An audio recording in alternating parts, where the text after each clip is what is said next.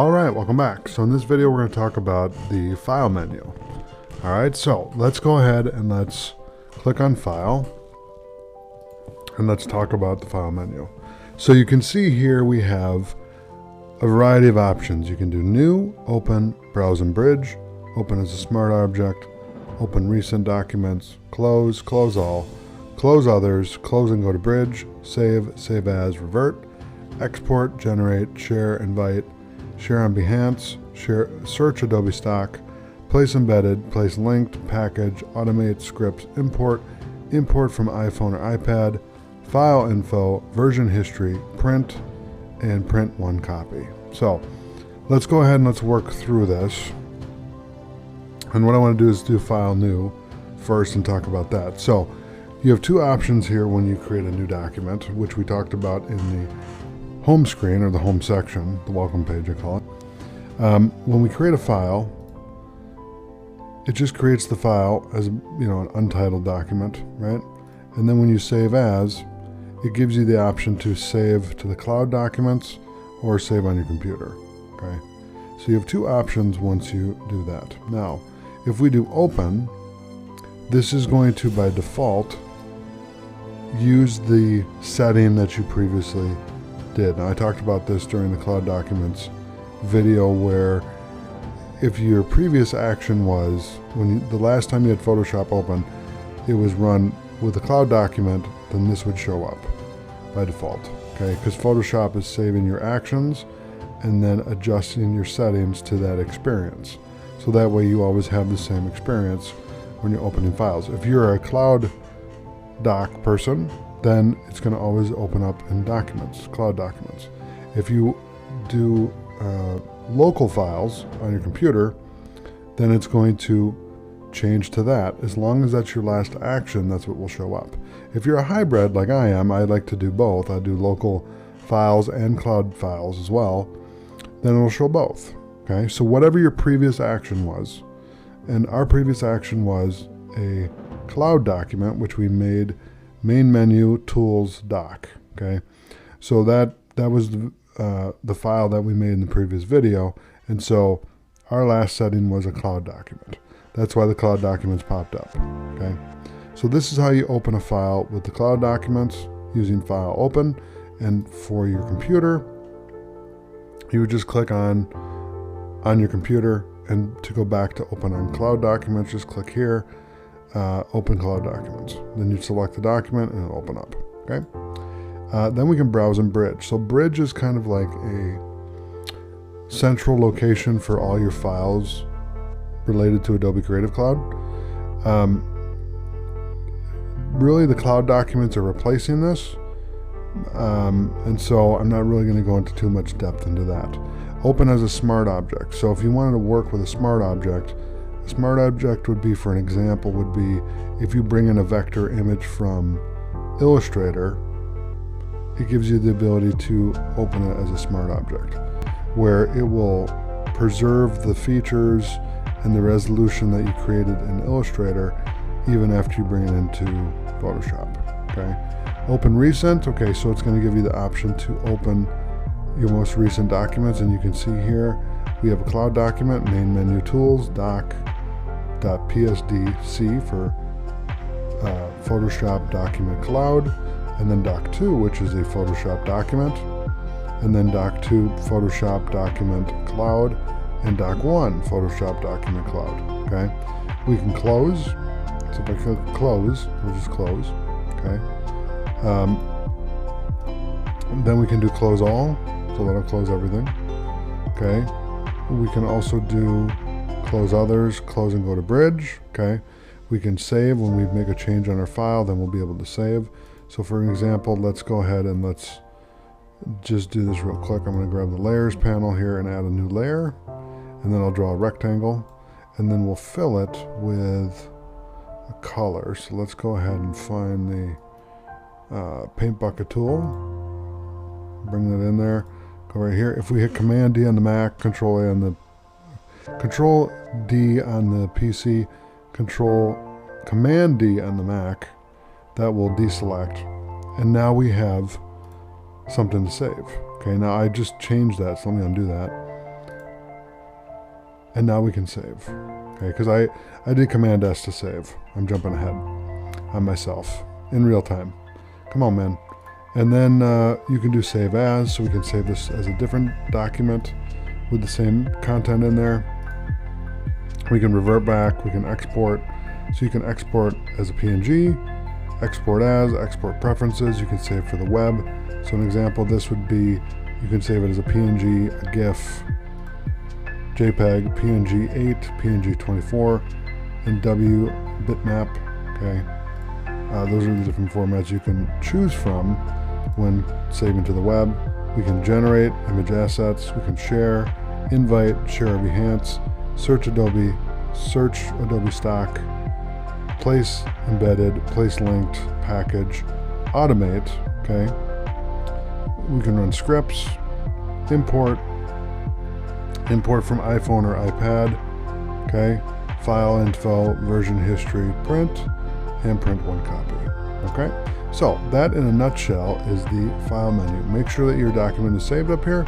Thanks for watching, and I'll see you in the next video. All right, welcome back. So in this video, we're going to talk about the edit menu. So if I click on edit, you can see undo deselect. We can redo deselect, toggle the last state. We can copy, we can paste, and if I select this with Command T, I should be able to, nope, it disconnects everything. Okay.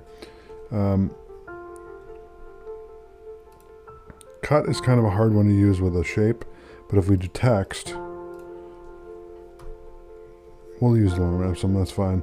I can do cut, I can do paste, okay. Then we can select this again, okay, and then I can paste again, and then hit OK. We can also do search, we can check spelling, find and replace text, fill, stroke, and content aware fill. So if I select a layer with all that data on it, okay, then I can actually do that. So fill, we can adjust the fill. I'm going to undo that with Command Z and then Command S to save. We can do stroke, so you can set the stroke, okay. We can do content aware scale, puppet warp, perspective warp, free transform, which is Command T.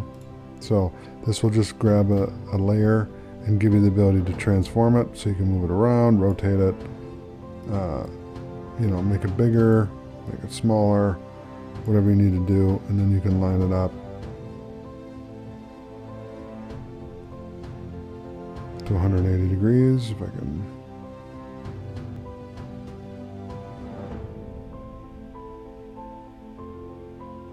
Right there, okay.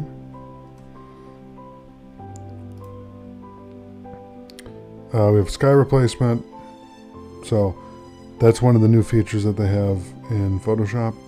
Define brush preset, define pattern, define custom shape, purge. Then I clicked out of it. Clipboard, histories, all video cache, Adobe PDF presets, preset manager, migrate presets, export, import presets, remote connections, color settings, assign profile, convert to profile, keyboard shortcuts, menus, toolbars, and start dictation. All right, so that's the edit menu. So let's go ahead and save, because you can see the little star here. So I'm going to save that with Command S on the Mac, Control S on the PC. That's the edit menu, so thanks for watching. I'll see you in the next video. All right, welcome back. So in this video, we're going to talk about the image layer. So if we look at the image layer here, we have a variety of options. You can look at mode. So we can do grayscale, index color, RGB, CMYK, lab, color, multi-channel, 8-bit channel, 8 bits channel, 10 bits channel, and then 32 bits channel, okay? So if you're doing digital content like web or video, you want it to be RGB. If you're doing print, then you want to do CMYK. All right, so adjustments. So these are commonly used when you have an image, okay? So these are basically, obviously because it's called the image menu, right? So brightness and contrast, levels, curves, exposure, vibrance, hue, saturation, color balance, black and white, photo filter, channel mixer, color lookup, invert, posterize, threshold, gradient map, selective color, shadows and highlights, HDR toning, desaturate, match color, replace color, and equalize. Okay, so these are all image effects and things that you can use to really adjust images. Now, you don't have to just use it for images. You can use it for anything. So if we select hue and saturation, okay, and you'll notice that we have a black layer here. So if I change this color, okay,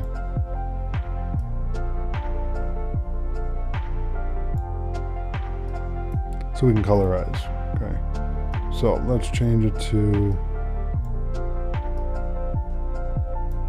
purple, okay, or like a dark purple, okay.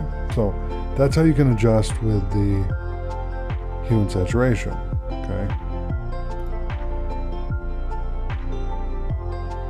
Actually, that's not hue and saturation. I just did brightness and contrast. But you can also do auto tone, you can do auto contrast, you can do auto color, okay. Now what that's going to do is if you have an image of somebody, and let's say you have horrible lighting for whatever reason, okay, you just take a random picture, the Photoshop is going to autocorrect that image for you. Okay, so let's hit Command S to save that. So we can do that. We can also do image size. Okay, so you can adjust the size of the canvas. Okay, we can also do canvas size. Okay, so it's 2100 pixels by 1500 pixels.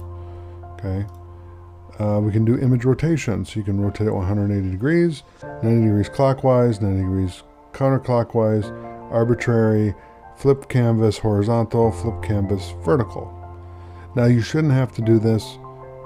This should be set up at the beginning when you do your setup for documents. Okay, crop, we can crop the rectangle or the image. We can trim, reveal all, duplicate, apply image, calculations, variables, define, apply data set, trap, and then analysis. So set measurement scale, select data points, ruler tool, count tool, and place scale marker. Okay, so that's the image menu. Thanks for watching. I'll see you in the next video. All right, welcome back. So in this video, we're going to talk about layer menu. So with the layer menu, you're essentially working with this, okay, but you're doing it in the menu instead of in the panel, okay? But you'll notice that a lot of the same commands here, in fact, all of them are the same as this. So we're essentially learning the layer panel and also the layer menu, okay? So you'll notice when I do it here, okay, I can do new layer. It's a little bit different here. So we can do new layer, layer from background, group from layers, artboard from group, artboard from layers, frame from layers, and convert to frame, okay? So when I create a new layer, it just shows up here. You mark it whatever you want, okay? And then we can do layer from background, okay? Then we can do copy CSS if there's any. We can do group, we can do group from layers, artboard. So a group is just a folder. So I can do group one, okay? But I can just make folders here. They call it a group because what you can do is you can grab the layers, hold shift here, and we can grab a couple layers and then put it in the group, okay? And now I can turn all of those on and off. That's why it's a group, okay? Then we have artboard. So you can move artboards around. This is really used for books, websites where you want to build multiple pages. Anything where you need to outline something, you'd use an artboard, okay? Wireframe something, plan out something with multiple scenes. You could even do it with video. Storyboards, you could use an artboard for that, to do storyboards. Okay, so the other thing too is layer via copy. So you can copy a layer. We can just right click and do that here also. So you can do it in either area, but I recommend for the most part doing all of your actions from the actual layers panel, just because it's easier because it's right here and you can see exactly what it's going to do. Okay, so we have copy CSS if there is any, copy SVG, duplicate group, delete group, hidden layers, export, well, quick export is PNG, export as, rename group, layer style, okay? So you can give it all these different styles, okay? You can also do that right here. So this is the, and actually these are the effects. No, that's the layer style, okay. Same thing there. And then also here, you can create a new fill or adjustment layer, okay? So you have the ability to create all this right here or do it inside the layer menu as well. Okay, so you have the new fill layer here, okay, adjustment layer here, okay, layer mask, vector mask, create clipping mask, smart objects, video layers, that's a newer one, okay, rasterize, okay, group layers, ungroup layers, hide layers, arrange, so bring to front, forward, backwards, and to back, combine shapes, align layers to artboard, okay, distribute, lock all layers in group, link layers, select link layers, merge group, merge visible, flatten image, and matting, okay? So that's the layer menu. Again, this is just a summary and also using a live example here so you can get a better idea of how these tools work. We're gonna go more in depth as we do projects. We'll come back here and we'll really utilize a lot of these tools. So this is more of just a summary and overview of those tools so you're familiar when we talk about them again. So thanks for watching. I'll see you in the next video. All right, welcome back. So in this video, we're going to talk about the type layer. So let's go ahead and go to type layer, and not type layer, type menu. And before we do that, let's go ahead and grab the horizontal type tool. Okay. Let's grab that, and then let's write out some text. So let's just do, this is some text. Okay, and then go to the type menu, more from Adobe Fonts, panels. So you have character panel, paragraph panel, glyphs panel, character styles panel, and then paragraph styles panel. So let's open all those up. So you have characters panel, so the font, the type of font, so regular, bold, italic, the size, okay, and then more style in here, okay. For paragraph, this is where you can align it, so you can do left align, center, right align, justify left, justify centered, and justify right, and then justify all. Okay, so you have character and paragraph for that. Then you have glyphs panel, okay, which is like special characters. Okay, so you have all these special characters here and then everything else as well. But it's different languages, different symbols, all sorts of stuff that you need. And you can change the font. Okay, so if you go to like noteworthy, okay, then you can see all the glyphs that they have there. So let's close that. Then we also have character style panels, okay, and then paragraph style panels. Okay, so let's close that. And the tab group, there we go. Okay, then you have anti-alias. You have orientation, so you can do horizontal or vertical. You can create a work path, convert to shape, rasterize type layer, convert to paragraph text, warp text, match font, font preview size, language options, update all text layers, manage missing fonts, paste lorem ipsum, load default type styles, and then load default, save default type styles. Alright, so that is the type menu. Thanks for watching, and I'll see you in the next video.